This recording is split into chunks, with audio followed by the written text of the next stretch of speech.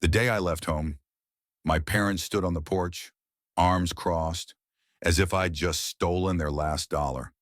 They didn't wave. They just said, "You've got food and a roof till now, figure out the rest."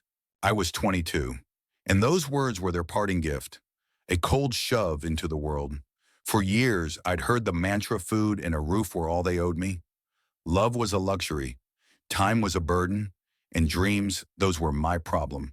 My parents, John and Martha Hayes, were practical to a fault small-town grocers who counted every penny and measured love in square footage.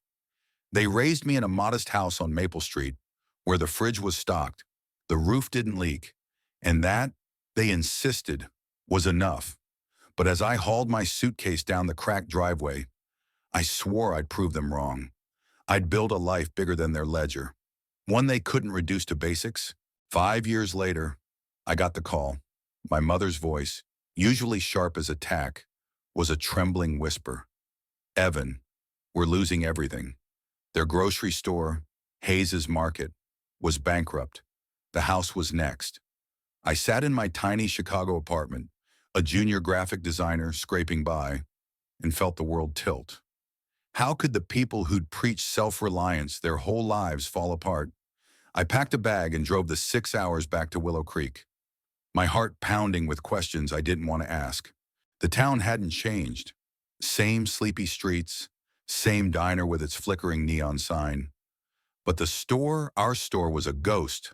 The windows were papered over, the sign dangling by one rusty chain. I pulled up to the house, and there they were, my parents, sitting on the porch like they'd been waiting for me since I left. Dad's face was gray, his hands fidgeting with a crumpled receipt. Mom's eyes were red, but she sat ramrod straight, refusing to crumble. "Bad investments," Dad muttered. "And the chain stores, they killed us." I wanted to scream.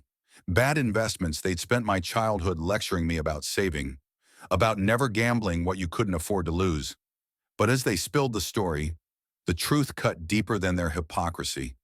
They'd sunk their savings into a shady real estate deal, lured by a slick-talking friend who promised a retirement paradise. The friend vanished, the money was gone, and the bank was circling.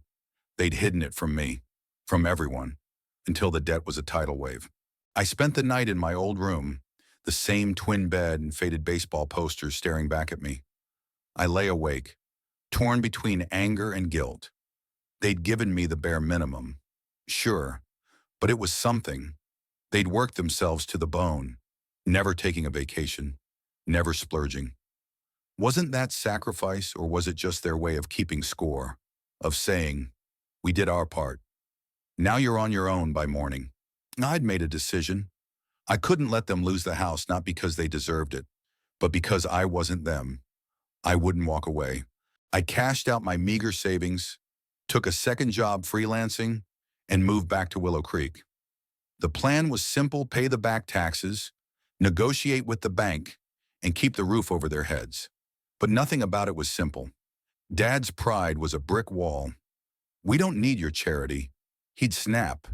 Even as the foreclosure notices piled up, Mom was quieter, but her silence was worse gratitude mixed with shame, like she was swallowing broken glass.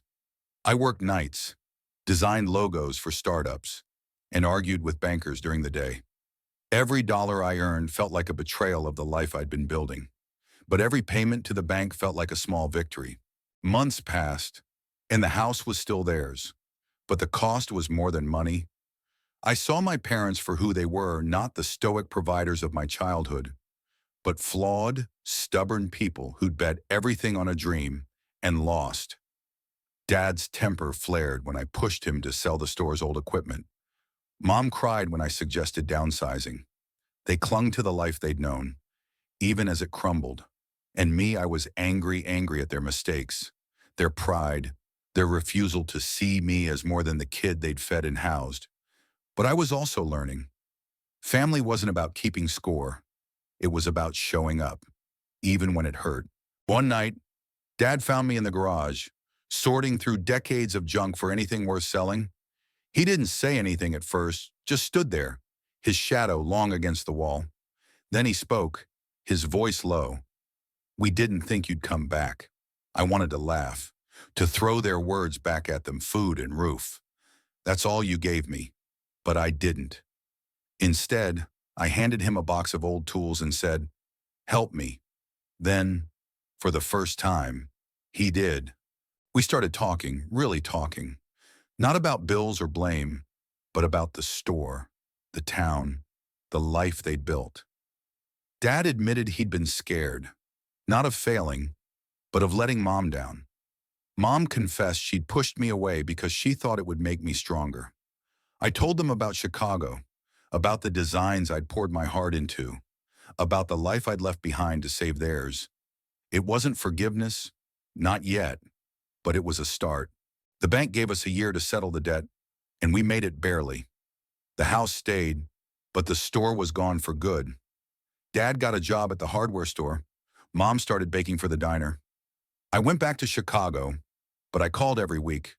We weren't a Hallmark family, hugging and crying it out. We were still messy, still stubborn, but we were trying. Looking back, I wonder where the line is between duty and love. My parents gave me the basics, told me it was enough, and maybe for them, it was.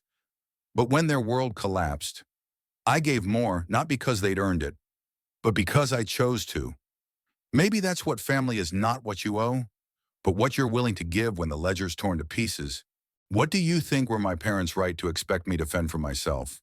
Or was I right to step in when they fell? Where do you draw the line between obligation and compassion?